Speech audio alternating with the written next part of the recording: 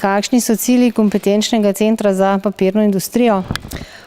Prvič namen je povezati papirno panogo. V bistvu v zadnjih 10-12 letih smo poslušali, kako papirna panoga nima dovolj izobraženih in usposobljenih kadrov in da pač na voljo ni dovolj sredstev, da se take stvari uredijo, in zdaj smo na podlagi tega razpisa, ko smo uspešno vložili vlogo in dobili pač sredstva, pridobili ta sredstva, da lahko v bistvu naredimo kompetenčni center, s katerim bomo lahko v panogi s podjetji povezali ta del kadrovske politike, usposabljanje in izobraževanje, in je namen v bistvu celotnega projekta to, da naredimo kadrovski oziroma kompetenčni model za celotno panogo, kjer bo jasno razvidno, kje so tiste segmenti usposabljanj, ki manjkajo v panogi,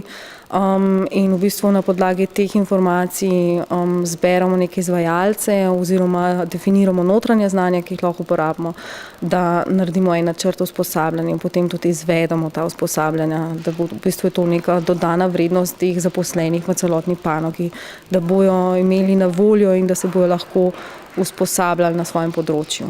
Kaj v vašem podjetju pričakujete od projekta? Ja, v prvi vrsti pričakujemo, da bomo nivo kompetenc zaposlenih povečali, nivo znanja, in pričakujemo tudi, da bomo lahko, se pravi, samo izobraževanje v veliki meri kreirali sami glede na potrebe, ki jih zaznavamo pri posameznih zaposlenih.